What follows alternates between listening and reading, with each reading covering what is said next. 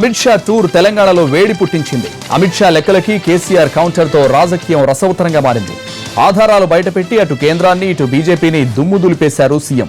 వివిధ అంశాలపై అసలు కేసీఆర్ ఏమన్నారో చూద్దాం.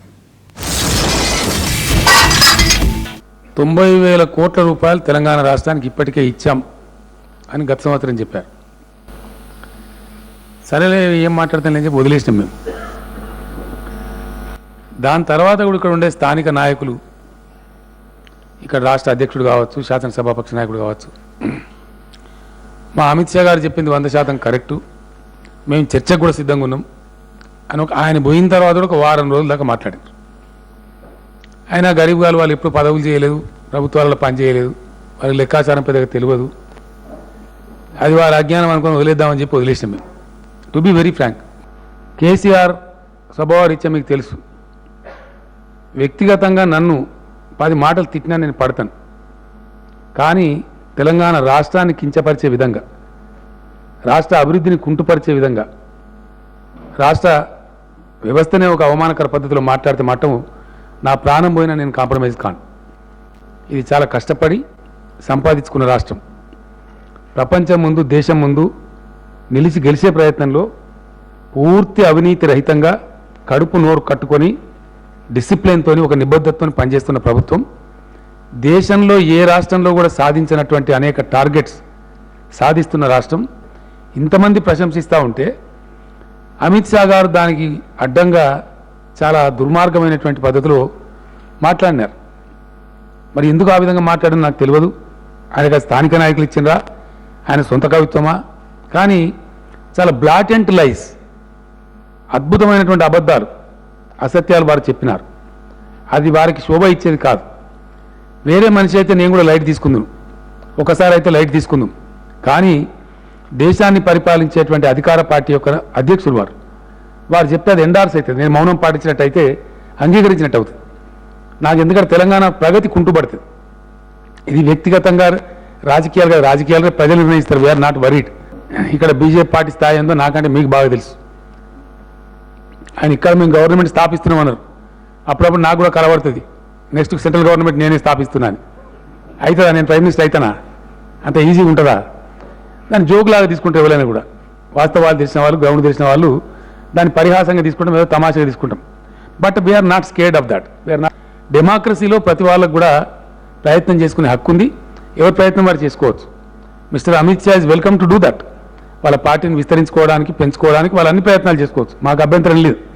ఎందుకంటే మాకు ఎవరు కూడా యునానిమస్ ఇయ్యరు. ఎన్నికలు అనేటివి ఎల్లయ్య కాకపోతే మల్లయ్య కాకపోతే పుల్లయ్యతో పోటీ చేసి గెలవాల్సిందే తప్ప యునానిమస్ ఇంట్లో కూర్చొని పెట్టి మీరు పరిపాలన చేయమని ఎవరు ఇయ్యరు.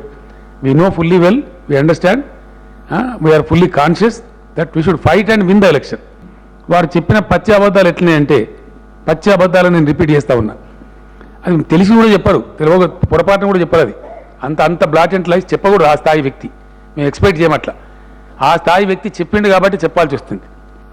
దేశాన్ని పెంచి పోషించే రాష్ట్రాలలో గుజరాత్, మహారాష్ట్ర, ఢిల్లీ, తమిళనాడు, తెలంగాణ, కర్ణాటక తదితర 6-7 రాష్ట్రాలే ఉంటాయి. 6-7 రాష్ట్రాలు మాత్రమే దేశానికి నెట్ మనీ కంట్రిబ్యూట్ చేస్తాయి. ఇవే దేశాన్ని సాగుతాయి. దేశంలో ఉండే లోటు రాష్ట్రాలను ఆదుకుంటాయి. అట్లాంటి రాష్ట్రాలలో తెలంగాణ ఒక రాష్ట్రం ఈరోజు. అంటే తెలంగాణ దేశానికి ఇచ్చే దానిలో దేశం తిరిగి తెలంగాణకి ఇచ్చేది 50% కూడా కాదు. మరి అమిత్ షా గారు మేము 1,00,000 కోట్లు ఇచ్చినామంటే నవ్వా అన్నా, ఇప్పుడు ఏడువా అన్నా? ఎవరికి ఇచ్చినట్టు? ఎవరిచ్చే డబ్బులతో ఏ గవర్నమెంట్ నడుస్తున్నట్టు? కేంద్ర ప్రభుత్వం నడపడంలో తెలంగాణ కంట్రిబ్యూట్ చేస్తున్నదా? తెలంగాణ నడపడంలో, తెలంగాణ బతకడంలో కేంద్రం ఇస్తున్నదా డబ్బులు? ఇలా దీనికి అమిత్ షా గారు సమాధానం చెప్పాలా, భారతీయ జనతా పార్టీ సమాధానం చెప్పాలా. ఇది తెలిసి మాట్లాడిందా, తెలియక మాట్లాడిందంటే కేంద్రానికి 25,452 కోట్లు మనం ఇస్తున్నాం. వాళ్ళు మనకి ఇచ్చేది మైనస్ చేస్తే 25,452 కోట్లు తెలంగాణ ఇస్తున్నది అమిత్ షా గారు. మీరు మాకు ఇచ్చేది ఏమి లేదు. మా సొమ్మును మీరు కేంద్ర ప్రభుత్వం రూపంలో వాడుకుంటున్నారు. అది తెలుసుకొని మాట్లాడితే మంచిది. తెలంగాణ ఏదో మీరు ఇచ్చే భిక్షం మీద బతుకుతున్నట్టు ఆయన ఇచ్చేది మేము చక్కగా వాడనట్టు, వాళ్ళు ఇచ్చే పథకాలు మేము ప్రజలకు తీసుకుపోనట్టు ఆయన ఇష్టం ఉన్నట్టు మాట్లాడండి. ఆయన అన్నిటికన్నీ కూడా అబద్ధాలు. తెలంగాణ రాష్ట్రానికి ప్రతి ఏటా అదనంగా 20,000 కోట్లు. దేనికి అదనంగానండి? అదనంగా అడిషనల్ 20,000 crores ఇస్తున్నట్టారు. దేనికి అదనం? What is the additionality? I'm challenging mister Amit Shah గారిని నేను ఛాలెంజ్ చేస్తూ ఉన్నాను. 200 కోట్లను ఇస్తున్నారా? పోనీ దేనిలో ఇస్తున్నారో చెప్పాలి. ఏది? ట్రైబల్ యూనివర్సిటీ రాలే. ట్రైబల్ యూనివర్సిటీ ఇచ్చినామని మాట్లాడండి ఆయన. ఎక్కడనేది మరి అమిత్ షా గారు చూపెడతారా? ఎందుకు చెప్పాలా? ట్రైబల్ యూనివర్సిటీ ఎట్టు కమ్, అది రావాల్సింది, ఇంకా రాలే. రాంది కూడా ఇచ్చేసామని చెప్పిండు. చెప్పడం ఇంకో తమాష ఏంటంటే, మేము మూడు యూనివర్సిటీలు ఇచ్చినాం, ఆ యూనివర్సిటీల కోసం 40,800 కోట్ల రూపాయలు ఇచ్చింది చెప్పిండు ఆయన. ఎంత అన్యాయం అండి ఇది? యూనివర్సిటీలు పెడదామంటే కూడా 40,800 కోట్లు ఖర్చు అయితే ఒక జాతీయ పార్టీ అధ్యక్షుడు ఇట్లా చెప్పచ్చునా? ఇది ధర్మమేనా? అన్ని రకాల సెంటర్ అంటే ఇవన్నీ కూడా రాష్ట్రానికి రావాల్సిన అదనం ₹1 లేదు. ₹1 కూడా మెహర్బానికి ఇచ్చింది ఏం లేదు. భారతదేశంలో 29 రాష్ట్రాలకు ఎట్లయితే ఇస్తారో ఎట్లుంటుందంటే ఒక విషయాన్ని ఏమంటారంటే సెంట్రల్ డెవల్యూషన్ అంటారు. రాజ్యాంగబద్ధమైనటువంటి తెలంగాణ రాష్ట్ర హక్కుగా ఈ ఫెడరల్ కోఆపరేటివ్ స్ట్రక్చర్లో అన్ని రాష్ట్రాలకు వచ్చినట్టే తెలంగాణ రాష్ట్రానికి వచ్చేటువంటి వచ్చిన డబ్బు ఈ రోజు వరకు అండి 24th మే వరకు చెప్తున్నా నేను 67,390 కోట్లు. ఇవి యథావిధిగా రావాల్సిందే. ఇదేం మెహర్బాని కానీ ఇంకోటి కానీ లేదు. అందుకే నాకు బాధ కలిగింది. నేను ఈ మాట ఎందుకు చెప్తాను అంటే అదర్వైజ్ ఆయనతో నాకు ఏం పంచాయతీ, నేను జీవితంలో ఒకటేసారి కలిసిన అట్ట కాదు.